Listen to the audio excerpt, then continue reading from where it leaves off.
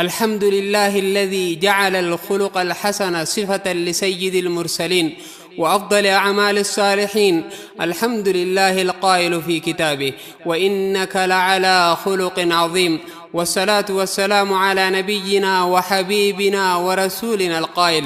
إنما بعثت لأتمم مكارم الأخلاق. وعلى آله وصحبه ومن تبعهم بإحسان إلى يوم التلاق. وبعد، قالني خين دموه يا ربي درمتان، رحمن الرحيم يا أبا رحمتان، حال خين تلجي أنو قلت جنتان. قالني خين دموه يا ربي درمتان، رحمن الرحيم يا أبا رحمتان، حال خين تلجي أنو قلت جنتان. بسم الله جئتي دبيتو جلكوا، الحمد لله ربي غي جبا، وقال أنو قهي ولتنو قبا. قالني خين دمو يا أبا رحمتان، حال خين تلجي أنو قلت جنتان. دبيتو جلكبي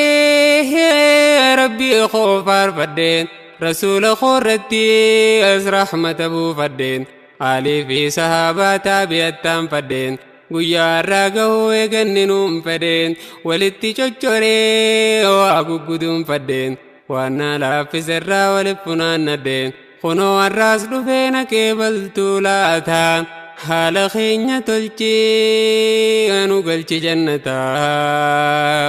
يا ساتر العيوب ربي يا إلهي، الرب خوت الراوان قارينا خاهي، دامس خوبريتشي مرادان ناقهي، نتيس نقدسي مبكا نقهي، إخلاص نخني ربي يا إلهي، إيمان رقاتين قلبي تنفاهي، خنستيتي درمچو وركتا، حال خين تلچي أنو قلچ جنتا.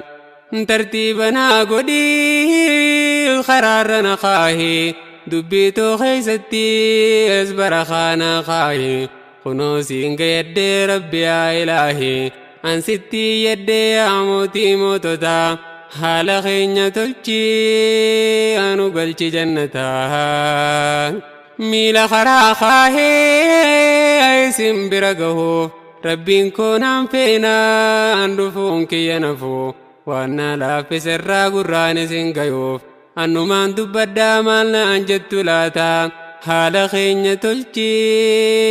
أنو قلچ جنتا. وانين بهي فتي نچي دبر فدا، حال غاري خيسا أمي خوسي فدا، چفيسا خيسا أمي خوسي الفدا، غروتو هدانين درجل كبدا، دام سبوليني اندر الرام فدا، دام سساني دي سون الدون الجباتا، حال خين تلچي أنو قلچ جنتا. أبولين هدو دام سند دامتين، بها في دي هرانت بالبلتين، توهد نوهمي جئين الدامتين، أنيس خنود في دام سخيسا فدي، وانا لا في سرى فول دربو فدي، ربي نها قدو خنفي دفرماتا، حال خين تلچي أنو قلچ جنتا. قالني خين دموه يا ربي درمتا، رحمن الرحيم يا أبا رحمتا، حال خين تلچي أنو قلچ جنتا. يا ربي حالنا ما تلچو، يا خنقبا تلچي خيس اللي بريچو، ربي نراكبي وانا مقداچو، يا خنبا فريب رحمتك ماچو، نسر بربانا يا ربي درمچو، والنسر رافينو على خين تلچو، قرارنو خيسي فديتي اركچو، رحمتنو قدي سيبا رحمتا، حال خين تلچي أنو قلچ جنتا. الرب خينياتو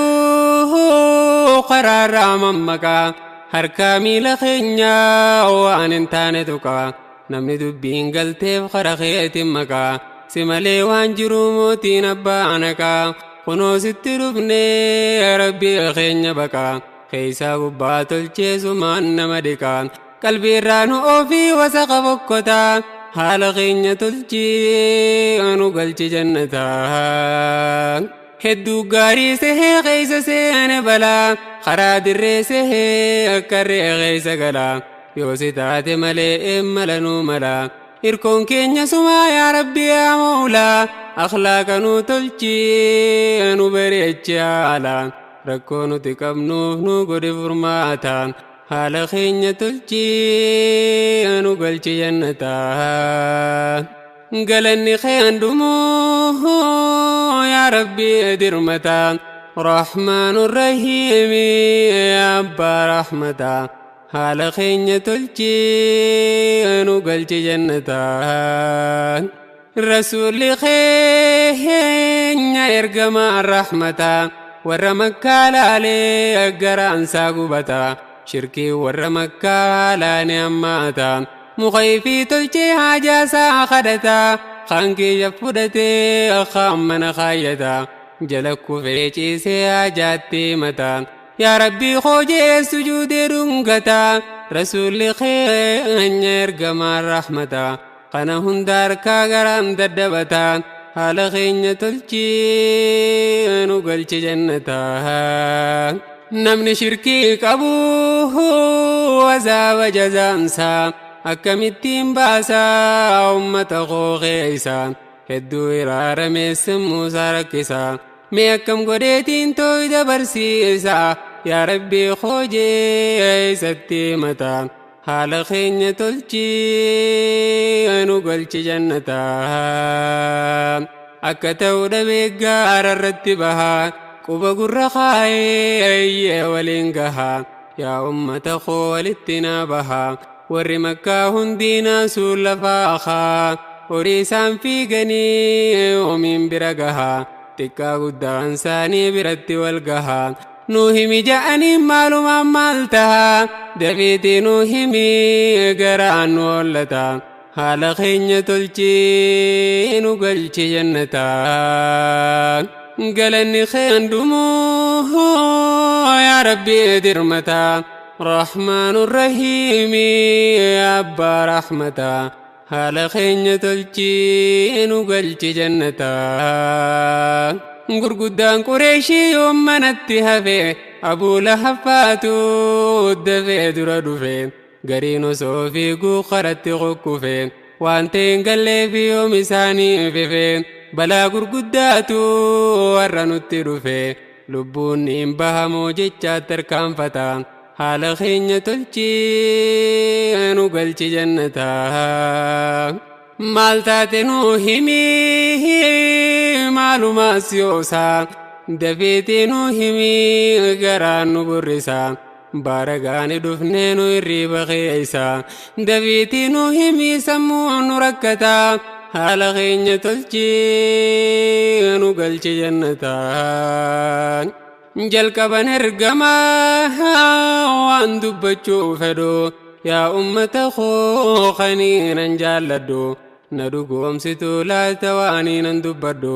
rakkoo keeysan obsuu anin dandayadhu isinii yaammadhaa na waattu laata haala keenya tolchii nu galchi jannataa